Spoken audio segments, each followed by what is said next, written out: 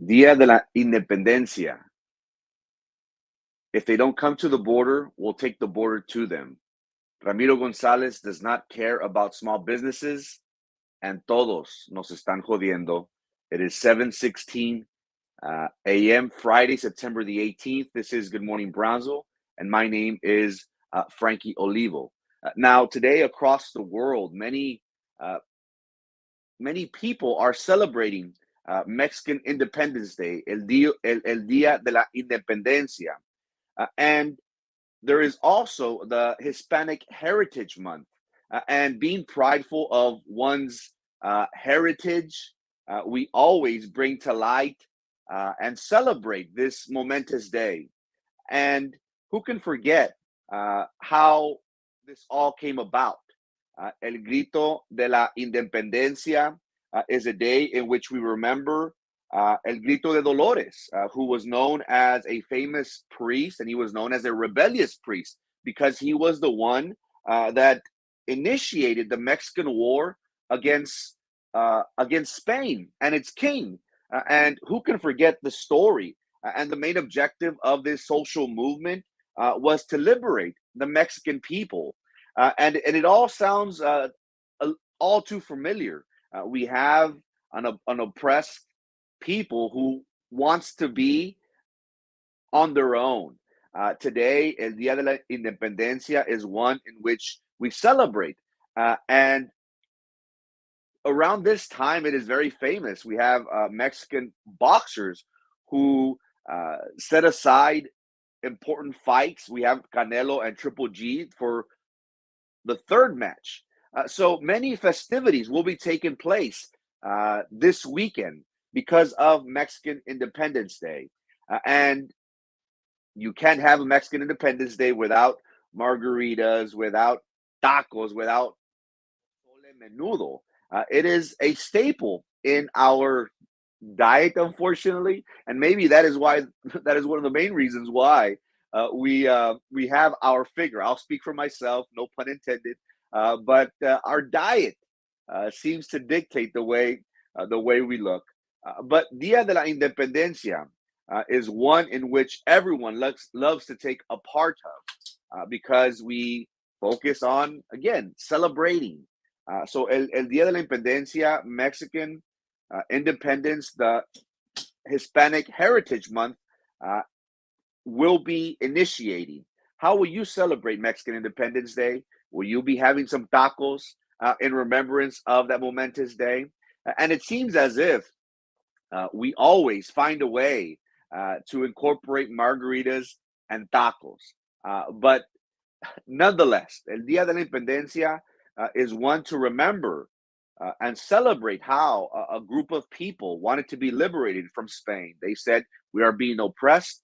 It is best for us to take over. And this was a social movement that helped many Mexicans at that time gain their freedom. So Dia de la Independencia is today.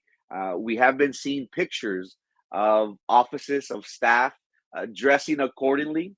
And if you're looking for an outfit and promoting small businesses at the mall, there is a place called Gabriela's, and it is like a Charo Days Mexican themed store. You can find everything from sarapes, sandals, customized belts. They have clothes for men, women, and children. So if you are last minute looking for something to wear, if you haven't found your husband a nice shirt, make sure you stop by Gabriela's. They're open. They're located at the mall. We were there a few days ago. A great variety, great selection.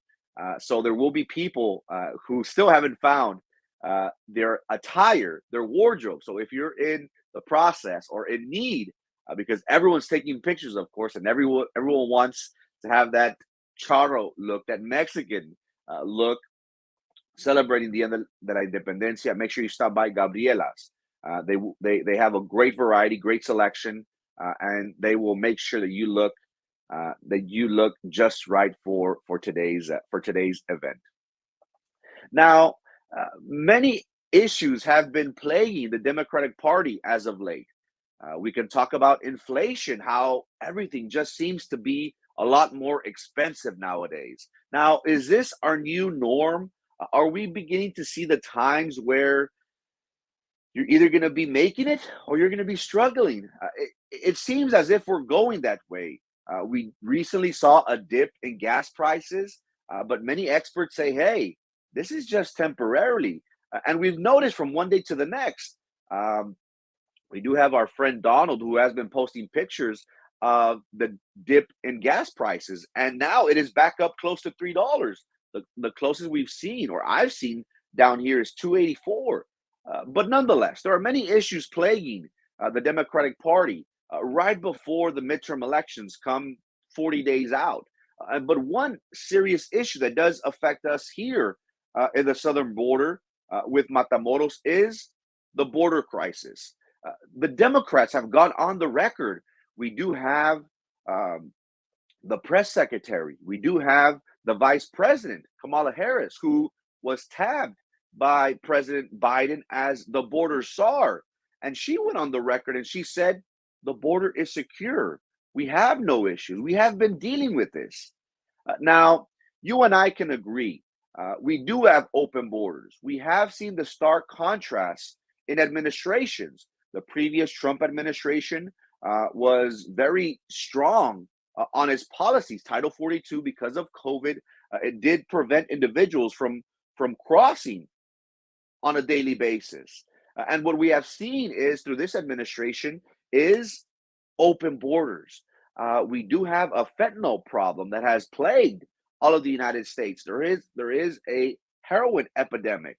Individuals are resorting to these cheaper drugs because life's getting expensive, even for those that consume strong narcotics. Now, do we have a secure border? According to to Governor Abbott, we don't. We do have a border crisis, and us here on the border, this has been a part of our daily lives. This is something that we see on a daily basis. Now, I don't want to misconstrue uh, the notion that there this is a humanitarian issue, and I am blaming all administrations because it seems as if every administration that comes into power just seems to kick the can down the road regarding this important issue. Well, now the Republicans are angry because they have not felt that this administration, President Biden, Kamala Harris, that they have not been actively taking part or addressing the issue that is the border crisis. And we have seen the constant influx of migrants, immigrants that have made their way to the United States. And I was speaking with some friends yesterday, and one thing that bothers a lot of people is those individuals that go about it the right way. Uh, Obtaining citizenship, obtaining a permit to work in the United States is a very stringent process. It is one that takes up to 7 to 10 years for one to be able to obtain citizenship or permission to work, visas.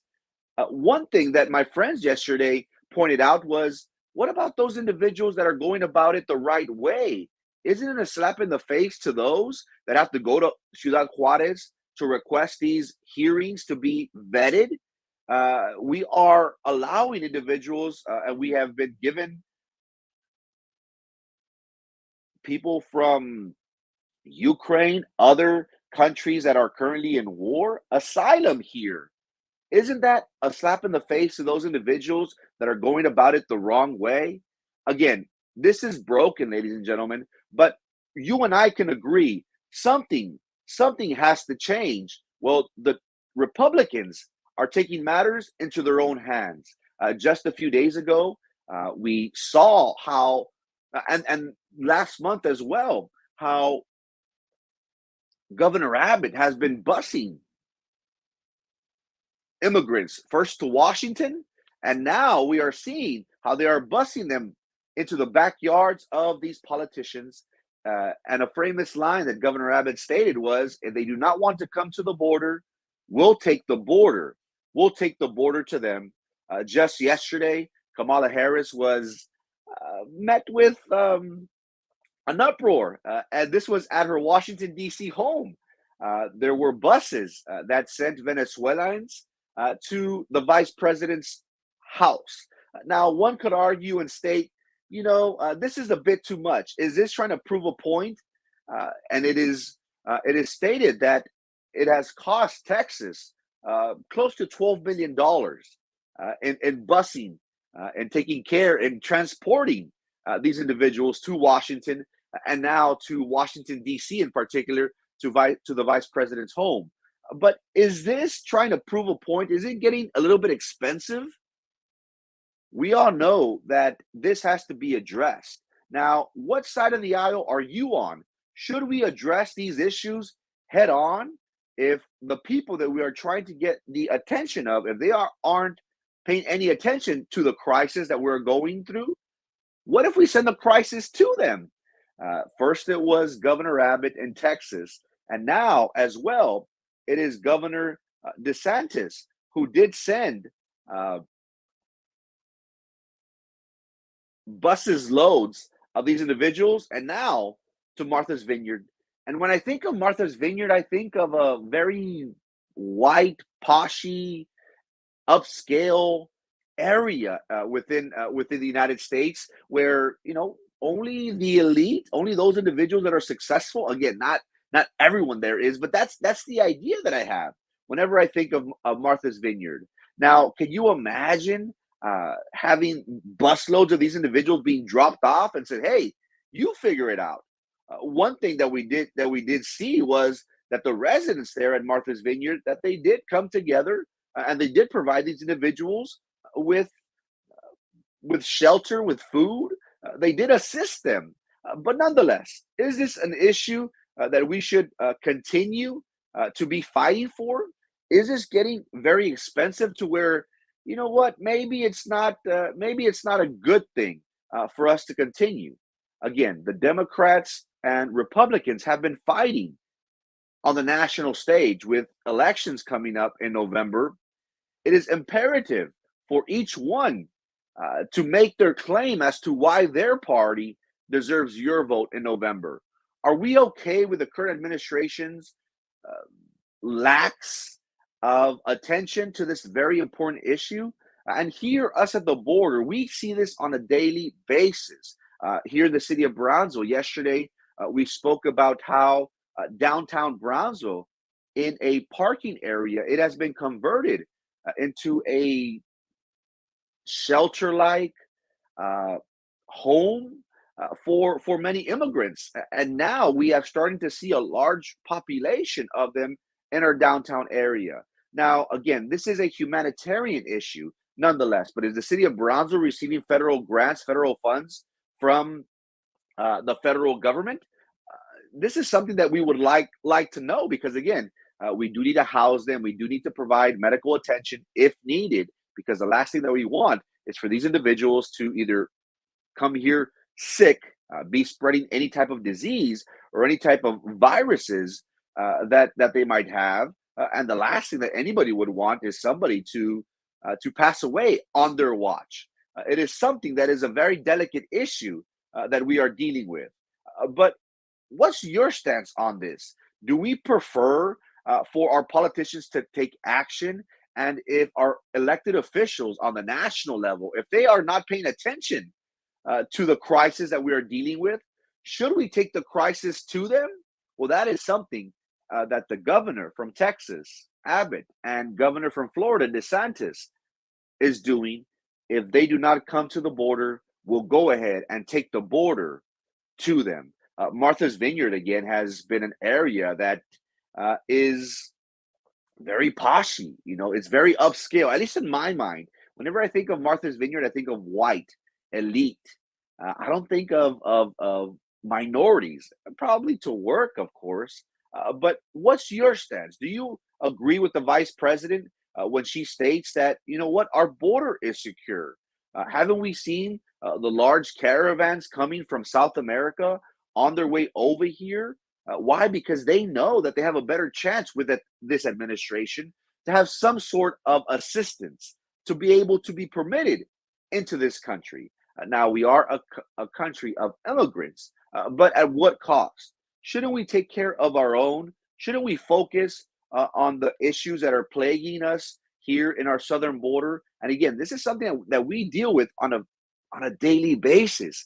But it seems as if the Democrats in power are trying to uh, not address this issue right before the midterm elections. Again, the vice president has stated on the record that the border is secure. We see totally the opposite. We see an area in which needs a dire attention. We do need immigration reform.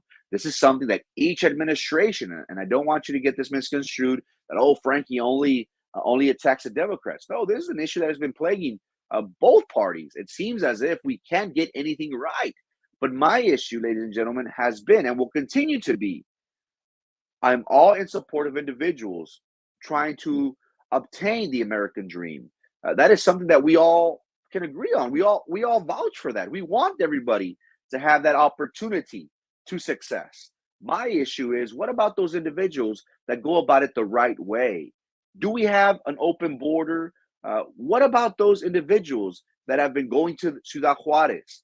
Uh, those individuals are vetted. They do background checks. They do extensive uh, interviews with them to see if they qualify or not.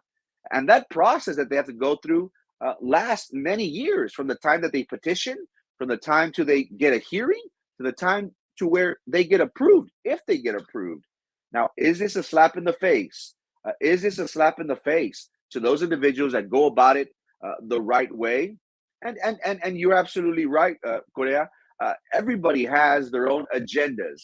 It's politics at best. And again, we are right around the corner from midterm elections. We are 40 days out from midterm elections, and we have seen how the Republicans have been adamant of pushing this on the national stage, because again, the Democrats don't want to talk about it. They say that that our borders are secure, but here down in South Texas, we know there is a border crisis. We have a drug problem. We have fentanyl issue, heroin, and in Brownsville, ladies and gentlemen, that is something that we don't really talk about. We don't really talk about the consumption of heroin. That is something that we don't really hear lately. We hear it as chiva, as black or brown tar. I'm not sure which one in particular, but here in the city of Brownsville, even though we don't hear it as much, we do have an issue. We do have a problem with heroin, and that is something that has been affecting our population. Meth, as we all know, is the new drug up and coming because it's very cheap. For $5-7, you can score a hit.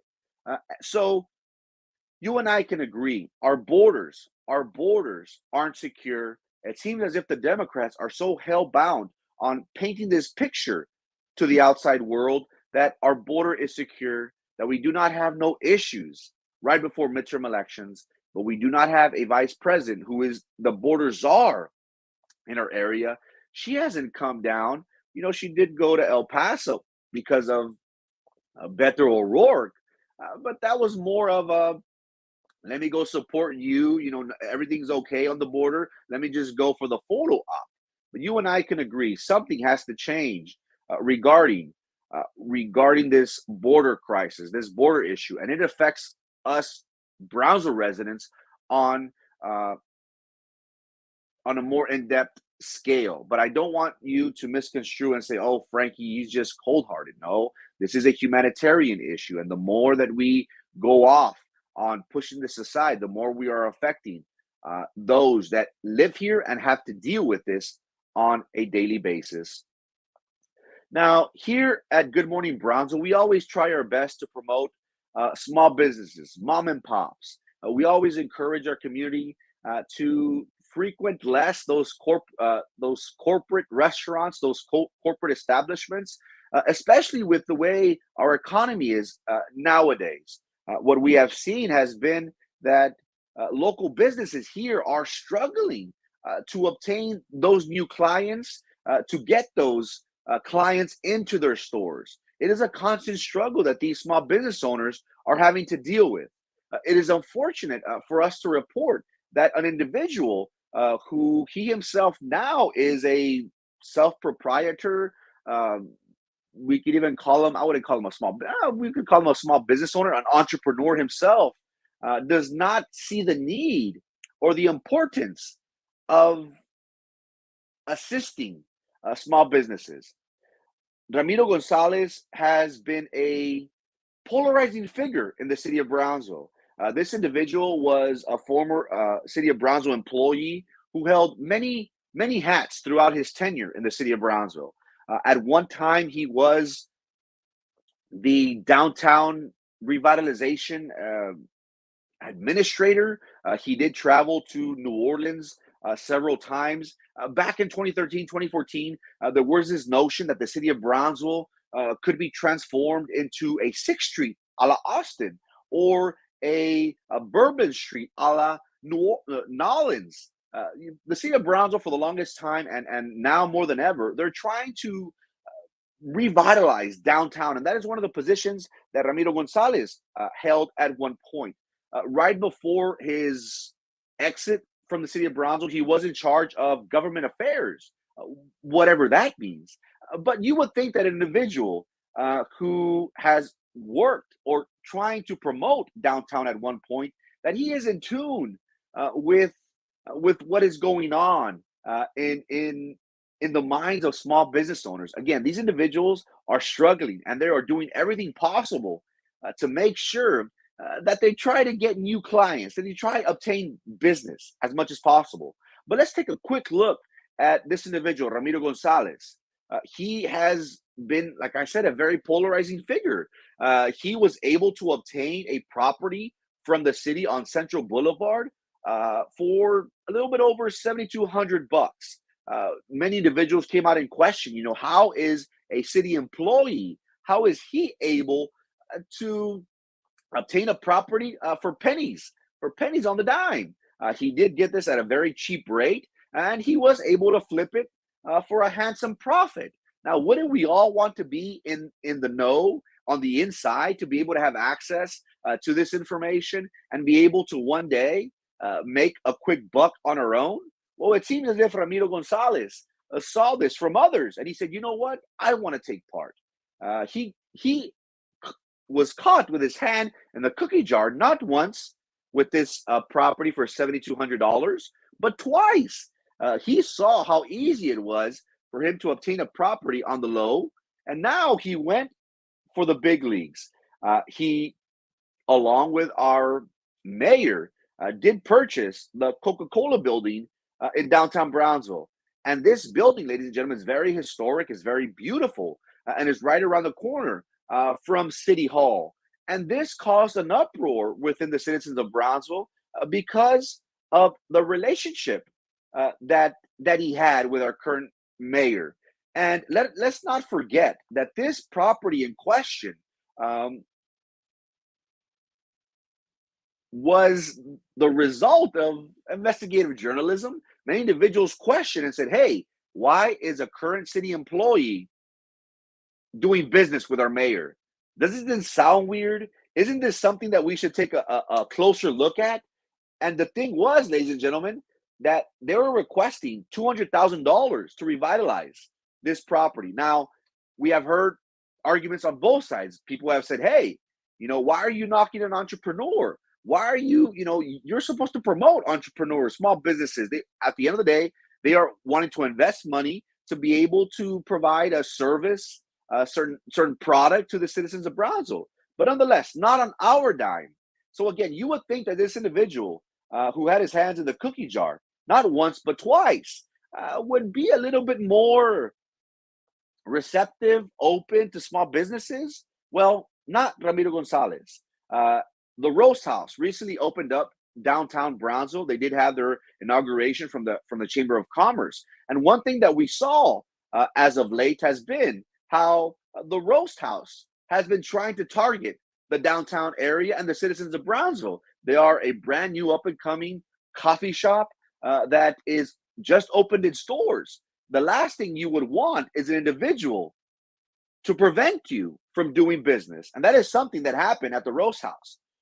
They do have downtown parking in their area, and 2 slots are allocated for curbside parking. Now, I am all in support of small businesses having allocated parking areas designed to maintain, upkeep, and promote sales within their city. Well, it seems as if some individuals think that they are, I don't know, better than others, or don't have to follow the rules, or just disregard small business owners. Again, this is the roast house, who does have designated parking areas for their business. Well, not Ramiro Gonzalez.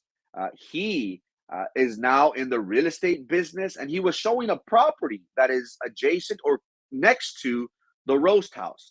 He purposely parked in their designated area. Again, these areas are designated for customers.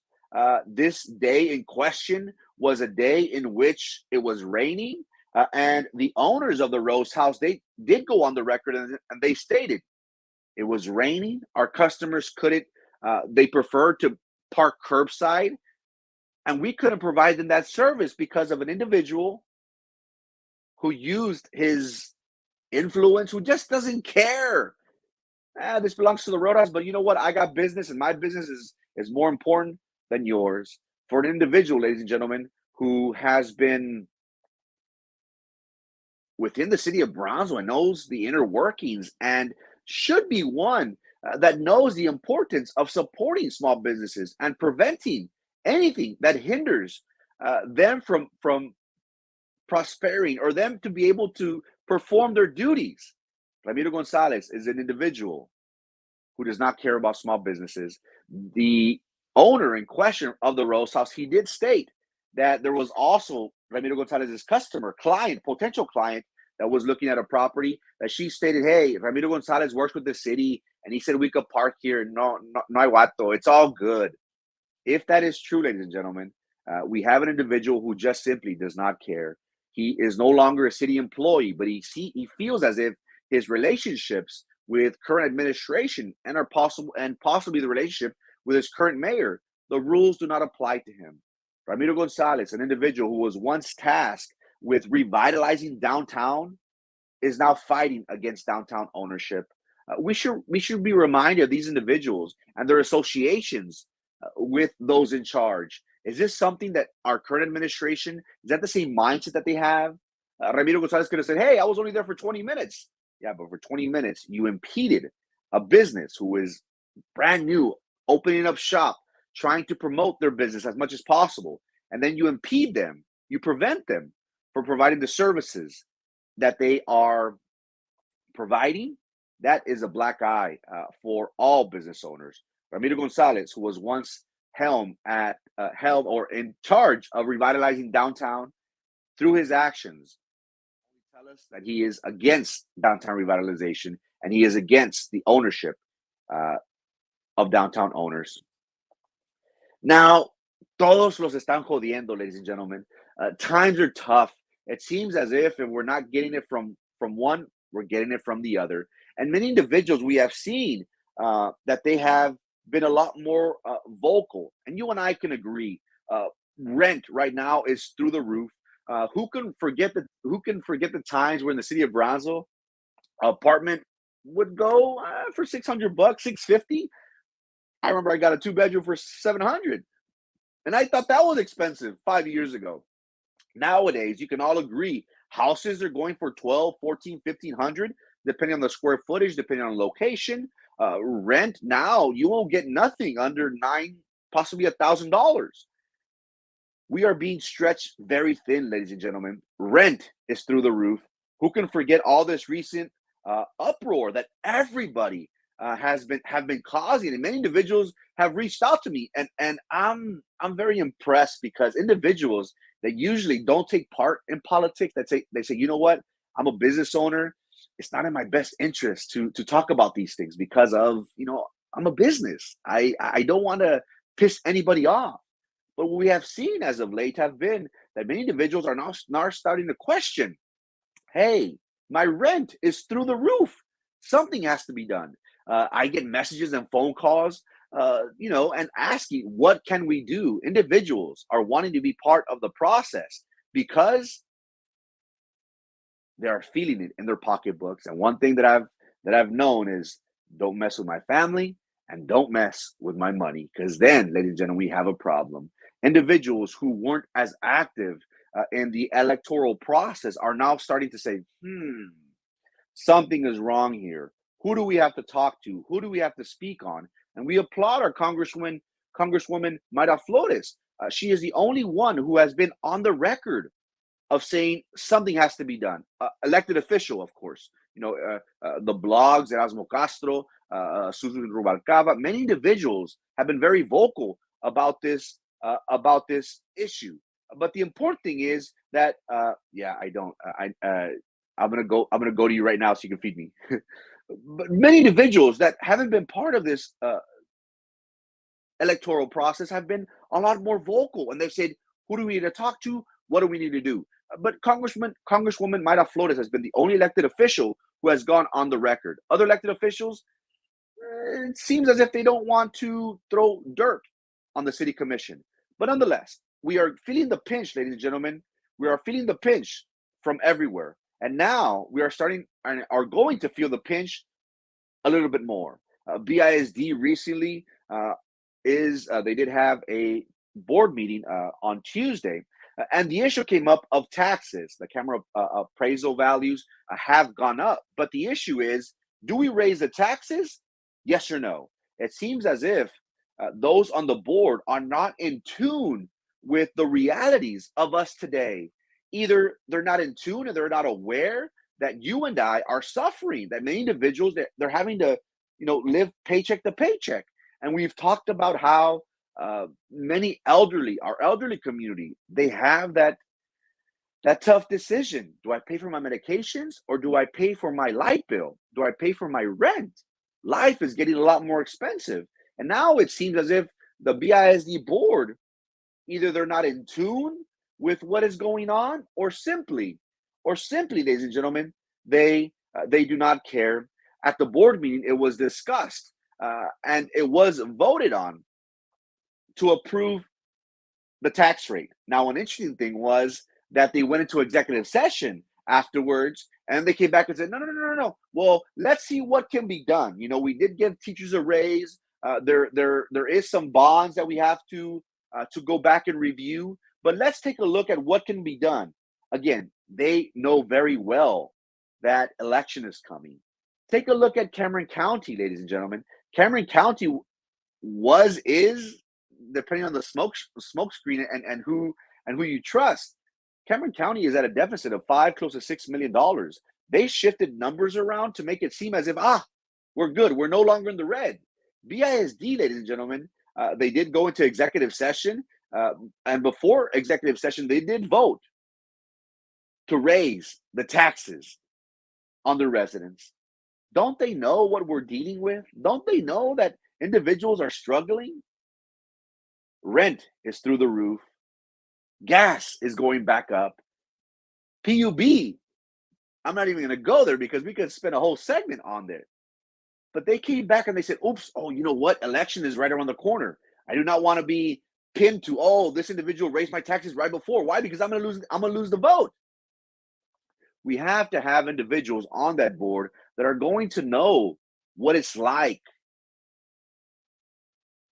and the realities that we are dealing with. It seems as if this current administration has lost the faith and confidence in this community.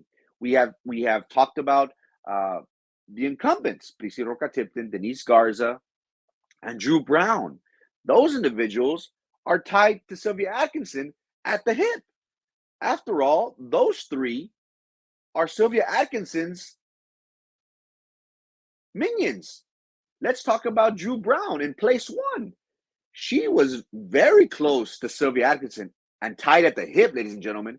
And the way this works, guys, is the money is in insurance.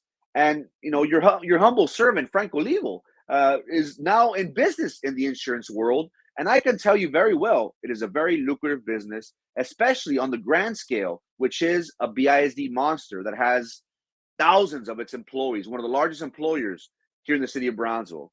Drew Brown, along with Sylvia Atkinson, sat on this insurance committee, and their purpose was to get money off of the vendors.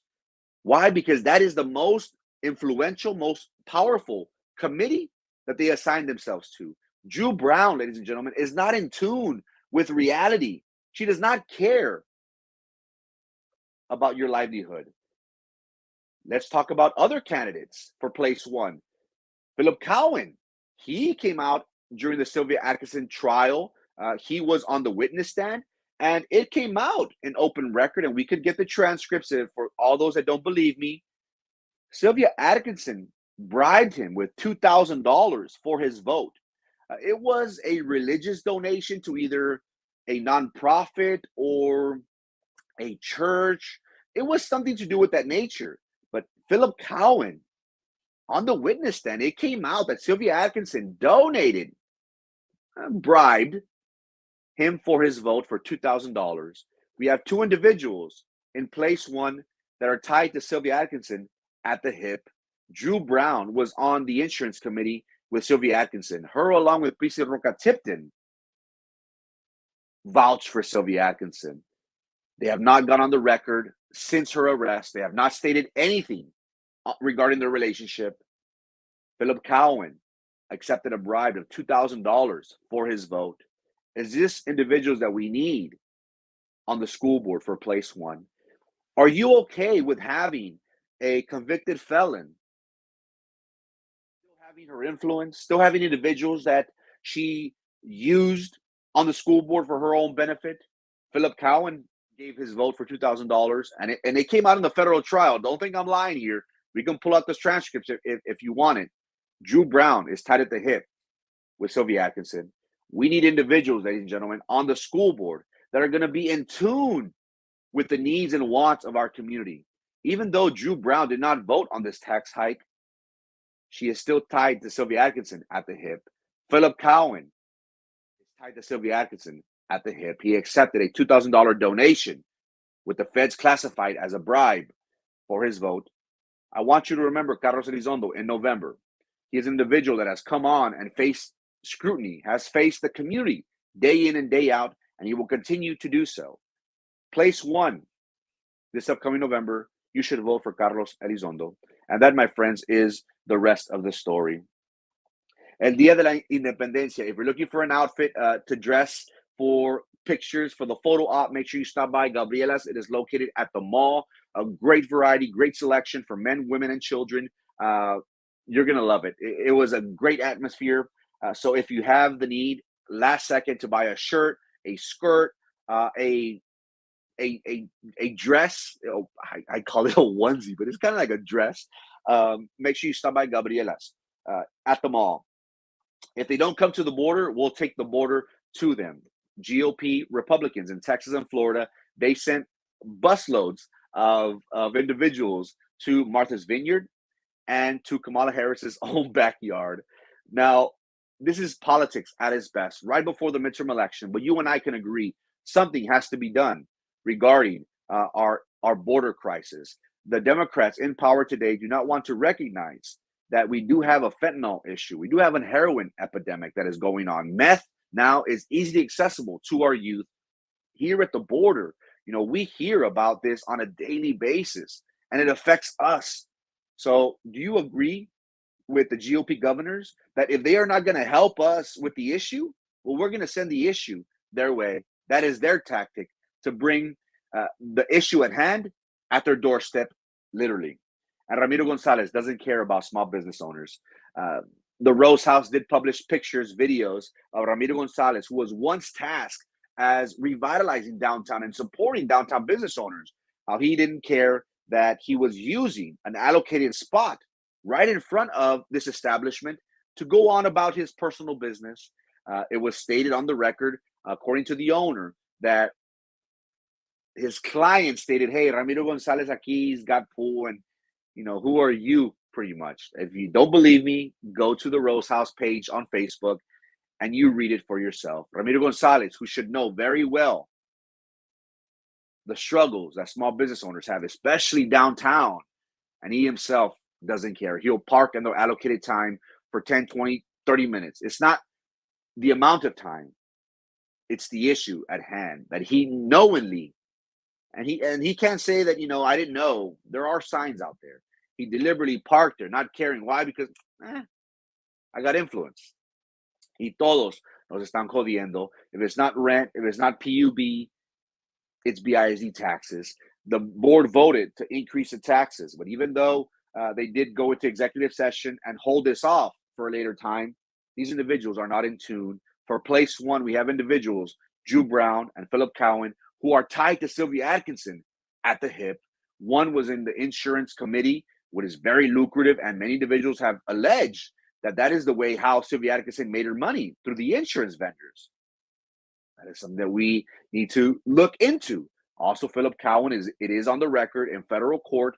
It came out that he accepted a $2,000 bribe in exchange for his vote from Sylvia Atkinson. We need individuals such as the likes of Carlos Elizondo in place one this coming November to make sure that we, the community, are able to have an individual who has been open regarding this issue. But it is only up to us, ladies and gentlemen. It's only up to us to make sure that we get individuals on that board that are going to be presentable, that will have a voice for us on that board. Carlos Elizondo has been an individual who has been very vocal and has shown his face, and he is determined to do so because he will be our voice on that board.